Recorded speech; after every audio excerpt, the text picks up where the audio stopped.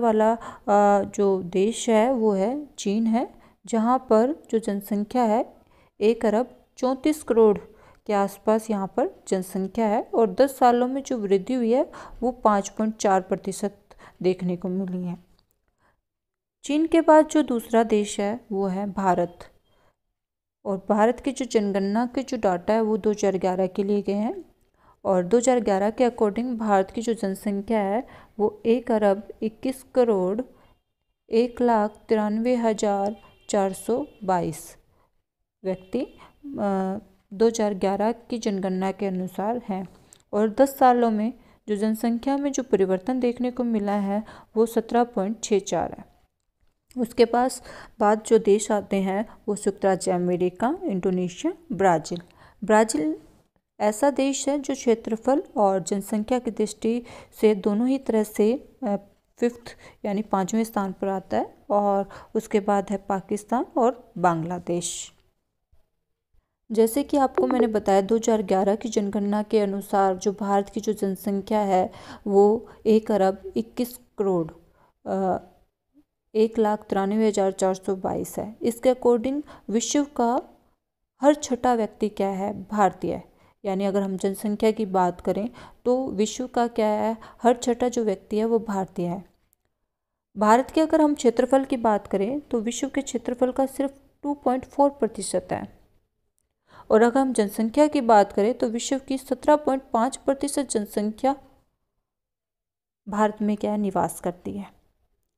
भारत की जनसंख्या की अगर हम तुलना करें अन्य देशों के साथ, तो अगर हम बात करें भारत की जनसंख्या है वो नॉर्थ अमेरिका,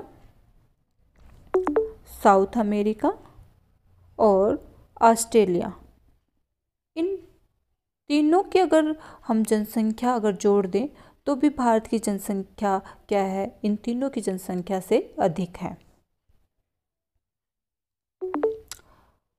भारत की जनसंख्या अफ्रीका की जनसंख्या से 1.5 गुनी है, और उत्तरी अमेरिका से 3 गुनी है, ब्रिटेन से 7 गुनी है, ऑस्ट्रेलिया से 44 गुना अधिक है।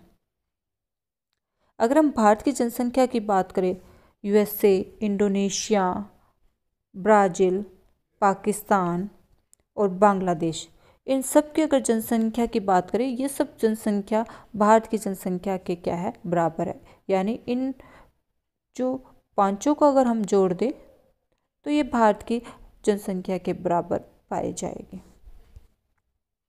अगर हम भारत की बात करें, भारत गाँव का देश है, और 68.84% जो जनसंख्या है वो गांव में बसी हुई है। यानी भारत में अगर गांव की बात करें 6,40,867 गांव हैं, जहां पर क्या है, भारत की 68.84% जनसंख्या निवास करती है। जनसंख्या के वितरण की बात करें तो भारत में जो सबसे ज़्यादा जो जनसंख्या है वो उत्तर प्रदेश में बसी हुई है। यहाँ पर आपको पता है 19.9 करोड़ यानी लगभग 20 करोड़ के आसपास जो जनसंख्या है वो उत्तर प्रदेश में बसी हुई है। और जो भारत की क्या है, कुल जनसंख्या का 16% से ज़्यादा है, यानी 16.49% भाग है वो अकेले उत्तर प्रदेश में निवास करती है। जो दूसरा राज्य है जहाँ पर जनसंख्या दूसरे स्थान पर आता है वो है महाराष्ट्र में। यहाँ पर क्या है, लगभग 11.23 यानी लगभग 11.25 करोड़ जनसंख्या क्या है, महाराष्ट्र में निवास करती है। और अगर परसेंटेज की बात करें 9.29%, यानी अगर हम बात करें लगभग 25%, अगर हम दोनों राज्यों को की जनसंख्या को जोड़ दें तो 25% से अधिक जो जनसंख्या है वो भारत की इन्हीं 2 राज्यों में क्या है, निवास करती है। और पहला राज्य है उत्तर प्रदेश जहाँ पर लगभग 16% जनसंख्या निवास करती है, और महाराष्ट्र जहाँ पर लगभग 9% जनसंख्या निवास करती है। यानी दोनों राज्यों में 1/4 पॉपुलेशन क्या है, रहती है। उसके बाद बिहार जहाँ पर लगभग 10 करोड़ जनसंख्या, और परसेंटेज की बात करें लगभग 8.5% जनसंख्या निवास करती है। फिर है वेस्ट बंगाल लगभग 9 करोड़ और आंध्र प्रदेश लगभग 8.4 करोड़ जनसंख्या यहाँ पर निवास करती है। अगर हम इन 5 राज्यों की बात करें, उत्तर प्रदेश, महाराष्ट्र, बिहार, वेस्ट बंगाल, आंध्र प्रदेश, भारत की क्या है 50% जनसंख्या क्या है इन्हीं 5 राज्यों में निवास करती है। अगर हम 25% जनसंख्या की बात करें तो सिर्फ 2 राज्य हैं। 2 राज्य कौन से हैं? उत्तर प्रदेश, महाराष्ट्र। और अगर हम 50% जनसंख्या की बात करते हैं तो उत्तर प्रदेश, महाराष्ट्र, बिहार, पश्चिम बंगाल और आंध्र प्रदेश में क्या है भारत की जनसंख्या जो 50% जनसंख्या है वो निवास करती है। अगर हम बात करें क्षेत्रफल की दृष्टि से तो सबसे बड़ा राज्य क्षेत्रफल की दृष्टि से है राजस्थान। लेकिन अगर हम जनसंख्या की बात करें तो वहाँ पर सिर्फ 5.67% ही जनसंख्या निवास करती है। यानी अगर क्षेत्रफल की बात करें तो ये भारत का 10.4% जो एरिया है वो राजस्थान कवर करता है। लेकिन पॉपुलेशन अगर हम बात करें तो सिर्फ 5.67% निवास करती है। और दूसरा हम क्षेत्रफल की बात करें तो मध्य प्रदेश है वो क्षेत्रफल की दृष्टि से, तो वहाँ पर भी क्या है जो क्षेत्रफल की अगर बात करें तो 9.37% यहाँ पर भारत का क्षेत्रफल है।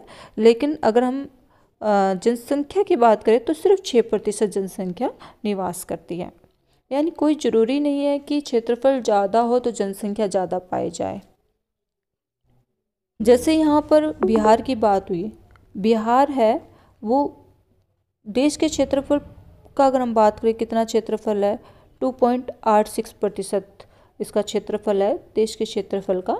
और यहाँ पर अगर हम जनसंख्या की बात करें तो 8.58%, यानी क्षेत्रफल कम है जनसंख्या ज़्यादा है। जैसे राजस्थान की बात कर रहे थे तो यहाँ पर क्षेत्रफल ज़्यादा है लेकिन जनसंख्या कम है। अगर हम यहाँ पर जम्मू कश्मीर की बात करें जम्मू कश्मीर की बात करें, उत्तराखंड की बात करें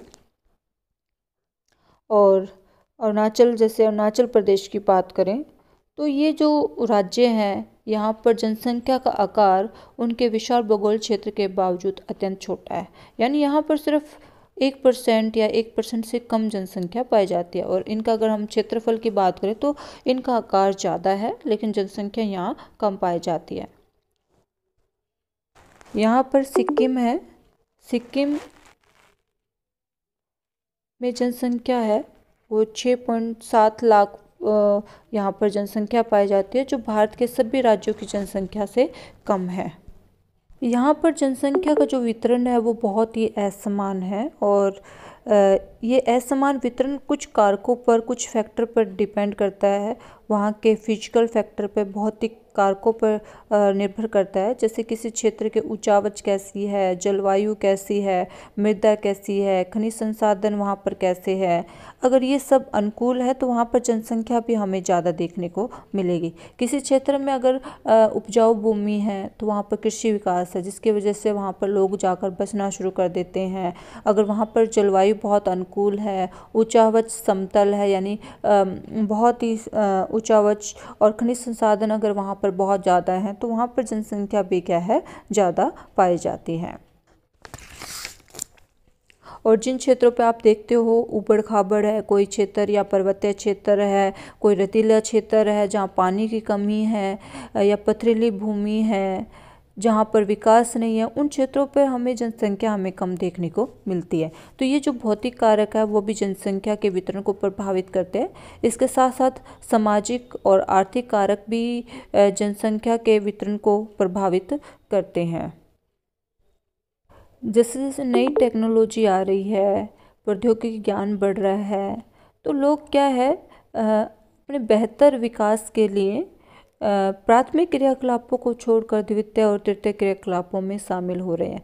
यानी ग्रामीण क्षेत्रों से निकलकर शहरी क्षेत्रों में वो प्रवास कर रहे हैं क्योंकि वहाँ पर नगरीय तथा औद्योगिक विकास है, वहाँ पर लोगों को जीवन स्तर अच्छा मिलेगा, बेहतर जीवन स्थिति मिलेगी। तो लोग सामाजिक और आर्थिक कारकों से प्रभावित होकर भी क्या है वहाँ पर जाकर बसते हैं और वो भी जनसंख्या वितरण को प्रभावित करते हैं।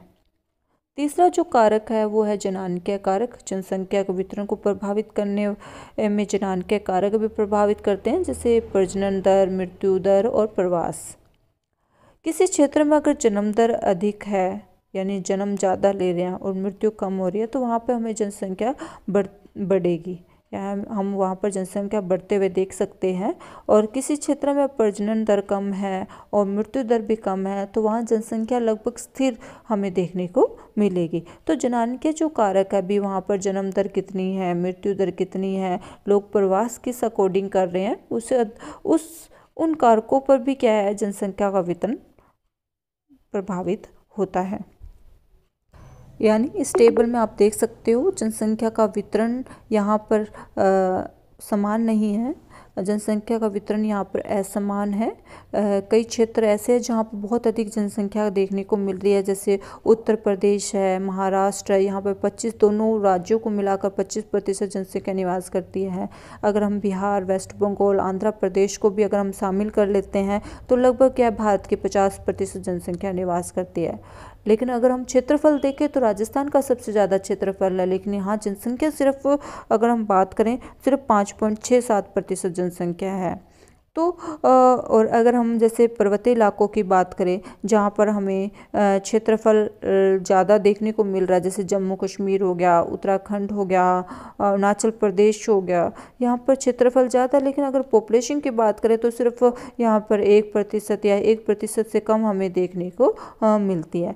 तो यहाँ पर क्या है, बहुत से जो फैक्टर है जो काम करते हैं वहाँ की जनसंख्या के वितरण को प्रभावित करने के लिए, कि वहाँ पर फिजिकल फैक्टर, यानी वहाँ पर मृदा कैसी है, वहाँ पर रिलीफ स्ट्रक्चर कैसा है, वहाँ पर सोइल कैसी है, ये सब फैक्टर क्या है वो वहाँ पर इफ़ेक्ट करते हैं। वहाँ पर मिनरल कैसे हैं, वहाँ पर फैसिलिटीज़ कैसी है, वहाँ के क्या है जन्म दर, मृत्यु दर और प्रवास की स्थितियाँ कैसी, ये सब सारे कारक क्या है जनसंख्या के वितरण को प्रभावित करते हैं।